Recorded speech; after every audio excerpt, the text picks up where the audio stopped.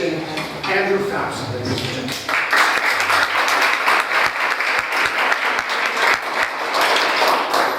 Thank you.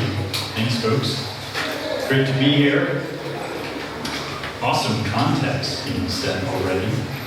I've been teaching ecological literacy in the Northeast for about 20-some years, really interested in evolution, the evolution of consciousness, evolution of our species.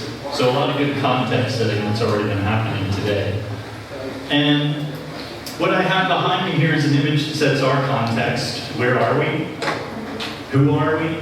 And the big question is, where do we want to go from here? I think a lot of us have somewhat of a sense of who we are, but I'd like to kind of go through a little bit of a perspective and say, initially, the first thing to remind yourself of is it's a glorious day to be alive on planet Earth. And you're on a planet that's in outer space. Last time I checked, according to all the modern, awesome Western science that everybody's been blowing their horn about today, astrophysicists are telling us that the universe is 13.8 billion years old. Now, supposedly, Big Bang is a debatable theory, but we'll work with it.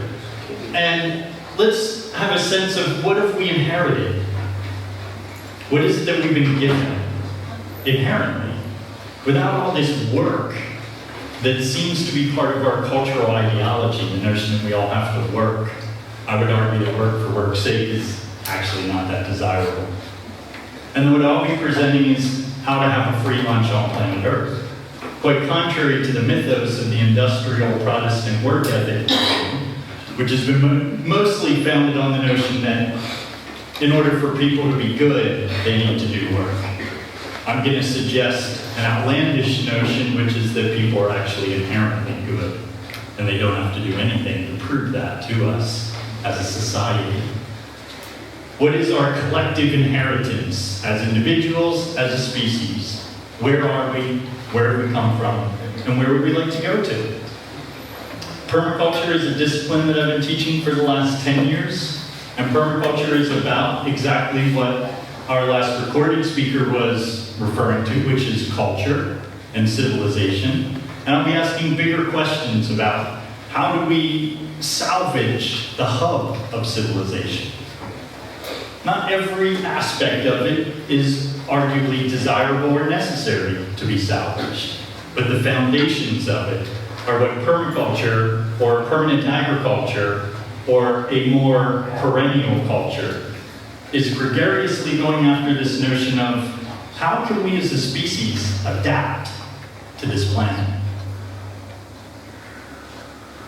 Adaptation is a process by which we look at first where we are. We're on a planet in outer space circling the sun. The planet is traveling, last time I checked at the speedometer, something like 67,000 miles per hour in outer space. It is 24,901 miles in circumference.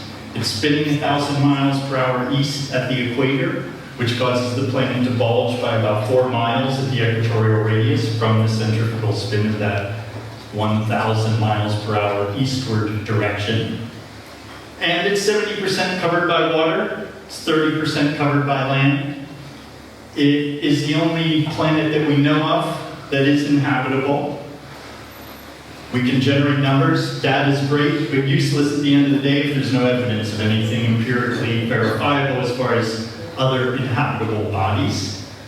And since we know we have one Earth, and that we're a species that evolved on this planet, and that the biggest thing going on planet Earth, without a doubt, is the sun.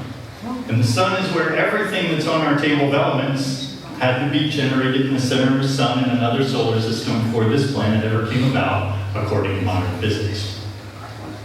So according to modern physics, everything in your body, even though I might right now seem like a mostly gaseous being, I actually have a lot of substance to me as well. And some of that I'd like to bring it home to ourselves and say, you know, the silica molecule in your thumbnail, according to physicists, is actually older than the planet itself.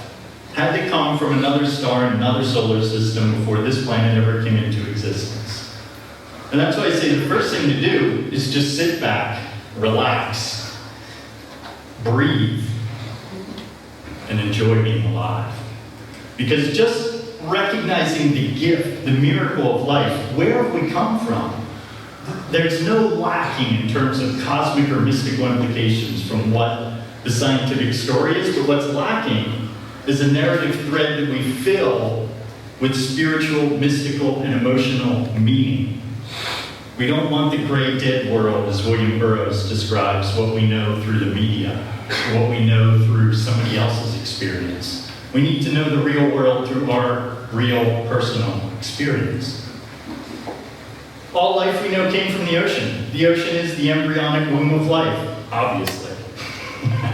It's a place where electrolytes are. It's a place where you can just get what you need to eat through osmotic assimilation. It doesn't get easier now. You don't even have to chew if you're an organism in the ocean. This is why many life forms go back to the ocean. Now, the reason for the evolutionary history is to say, how can we design our way out of nihilistic self-destruction in the privileged class G20 wealthy nations? As Bill Mollison said, the two-third world majority, he was training up in permaculture in the 1970s because they're going to help save us when we have our collapse, which he considered to be inevitable. And I think that's very generous to say, let's train up people who are actually going to be able to retool, reskill, reorganize what is a petrochemical, nuclear, militarized, and industrialized nightmare that offers us very little dignity or personal integrity, and most importantly, autonomy. And that actually all derives from looking at this planet and saying, how does the Earth work? Could we first function when we talk about technology, when we talk about culture, when we talk about civilization, when we define what it means to be advanced? Could we first practice humility? First, observe. So as we observe the Earth, we'll see that evolution is a very knowable, complex, and miraculous phenomenon that we want to jump on board with and start to intelligently cooperate and capitalize on. And what we know about evolution is that it's consistently gotten more complex. So that over the last 4.5 billion years, it took 500 million, not until 500 million years ago did life even bother to come on to the land. Because for 4 billion years of Earth's history, the cozy, comfortable womb of life was the ocean. Why would you bother to come onto the land? It's actually a very harsh environment. When you're on a rock getting sphere in outer space going 67,000 miles per hour around the sun, you don't want to get fried when sunrise happens, and you don't want to freeze to death when the cold of outer space drops onto your stone at nighttime. So how do you stay warm on planet Earth? The best place to stay warm was, for our species, once we roamed onto the land, the equatorial rainbow. Because, well, the ocean is the place that has this steady state temperature that doesn't vacillate as much when the sun rises and when the sun sets because of its thermal mass. The land is actually a place that's a challenge for life forms because they're stressed by the effects of this giant thermonuclear furnace that's 92 million miles away and happens to be blasting the Earth constantly with vast quantities of highly radioactive solar plasma. How do we tap into that energy? Where did our species come from? And we know that the main important thing that sets our species apart that no other animal knows how to do on planet Earth is how to create a fire. Without it, we would have never come down from the trees. We wouldn't have been able to digest food. We couldn't grow this fat, hungry brain we love to talk so much about, but arguably is secondary to our heart. Arguably is intrinsically connected to our gut. And well, culturally, we often talk a lot about details and specialist concepts. We lack oftentimes the general understanding of what are the costs of the present technological prowess that we're so impressed with. What are the true costs? What are our true strengths? What is our real inheritance? I would suggest to you that our narrative thread here is to say that from about 10,000 years ago, at the end of the last ice age, which is what precipitated the domestication of plants and animals, because the end of the Neolithic era moved into a whole new evolutionary phase for our species where we said, now we are going to actually create ecosystems. But as we emerged, 90-some% estimates, somewhere around 96% according to the Human Genome Project related to chimpanzees, clearly we are soft, fleshy biological organisms that are easily damaged, even though our cultural mythology seems to make us think otherwise. And there is a heart intelligence that we need to tune into in order to know what's right. We can't be told what's right. We can't be taught what's right. We may hopefully be fortunate enough to grow up with some good examples that we could model. But then there's the ability for a human being to just know within themselves what's right. And how do we know that? And what I'm suggesting is there's no substitute for the analytical mind or the heart being combined. These two ways of knowing must be synthesized. And we as a species are inherently adapted and intelligent when it comes to understanding where to live on the planet. Here we're looking at the Canyon de Chelly ancient site in the Navajo Reservation today. And that site is perfectly located to stay cool in the summertime by being set into a nice cave and to get great southern exposure and warmth in the wintertime. The first thing we want to do when we're thinking about retrofitting civilization is recognize where we are and how to adapt to it in ways that are natural, low-tech, require very little effort to give us the material and creature comforts that we're looking for. In other words, to come back to this notion of how do we simply begin to have a good life by virtue of being biological organisms on a complex planet that's rocketing around the sun in outer space? And how can we make sure that that planet continues to give us a comfortable ride in outer space as we rocket around the sun? Can we empirically identify how what we're doing is relevant to enhancing biodiversity? Because the key for life on Earth has been to continuingly and ever increasingly creating more and more complex ecosystems. This has been the name of the game for the last 500 million years until about 10,000 years ago, when our species began rampant deforestation through the advent of civilization. Now what you're seeing here is some of the work we do in our classes as we teach how do we redesign agriculture. And we start with agriculture and permaculture because we're saying that's the foundation of civilization. It's agriculture. And what I'm here to present to you is what I call a new model of economic development. A model of economic development that actually recognizes the bottom line of life on Earth as the criteria of growth and what is healthy growth rather than just growth for growth's sake, which is what we all know is an apt way to describe cancer, is growth for growth's sake. We're not interested in that. We're interested in an economy that is an economy of health, an economy of true wealth. And that economy is an economy that recognizes that the most abundant power source on planet Earth is the sun, the wind, the water, the rain, the nutrients, the silt and sediments of living ecosystems, and the natural activities of human beings. How people live by virtue of how they live is how things grow and do well, and our participation in the ecosystem is essential to claiming our autonomy, our health, and our wealth. And how we engage with these ecosystems is literally to redesign them. Now, it turns out there's some words up here that I know you can't read, but they're useful for me because they remind me that I wanted to share with you the fact that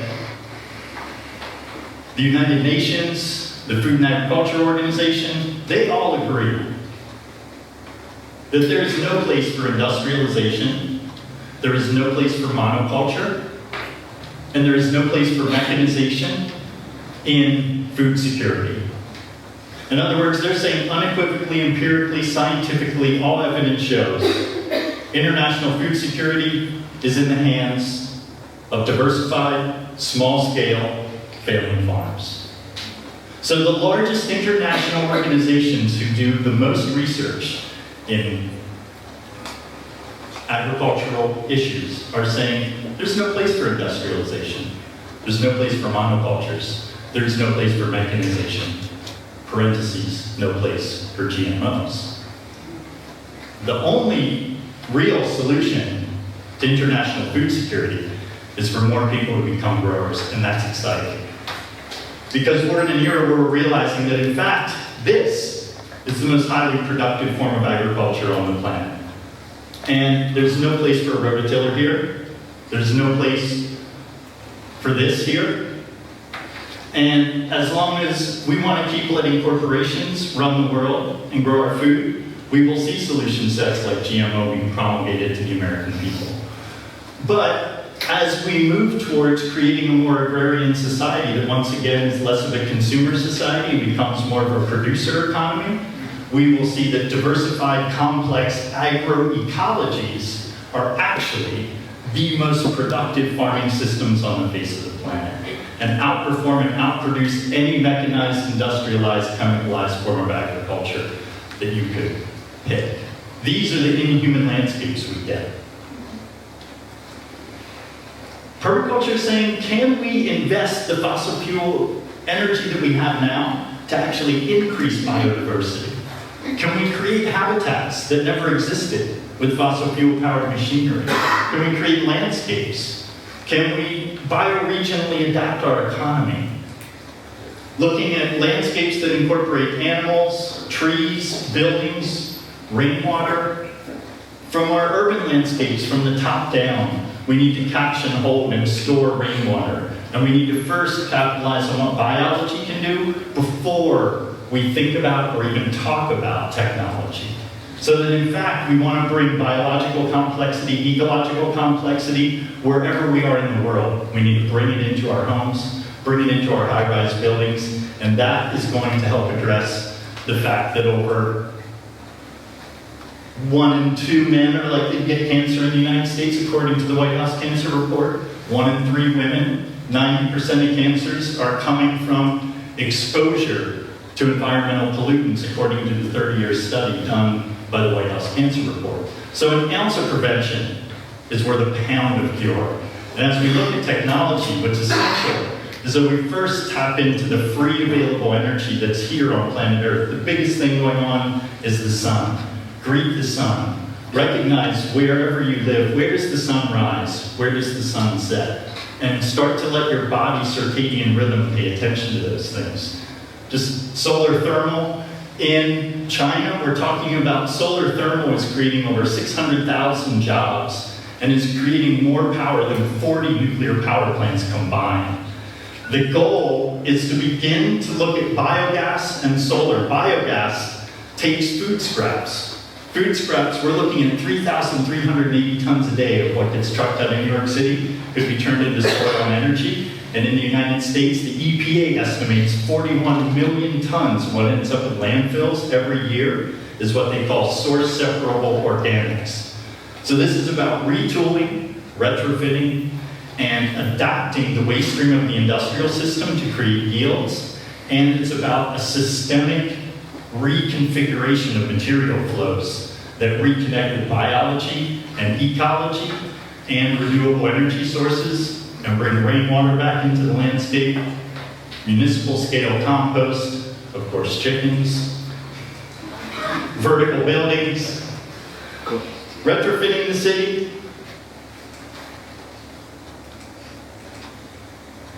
bringing nature in wherever we are.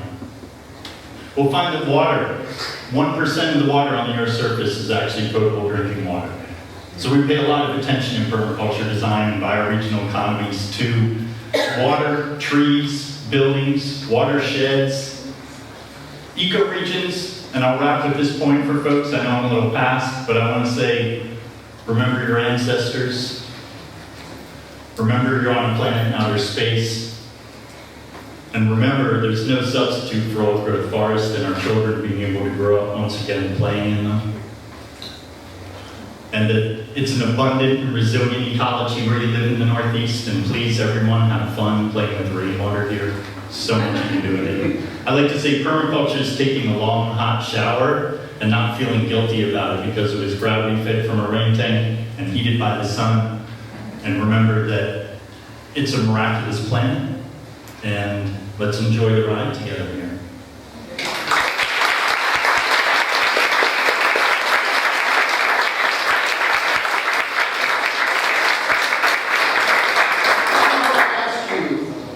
Two things, and then I did hear from you. Where do you teach? I teach in New York City, Yeah. and I have my own educational program that I call the Center for Bioregional Living.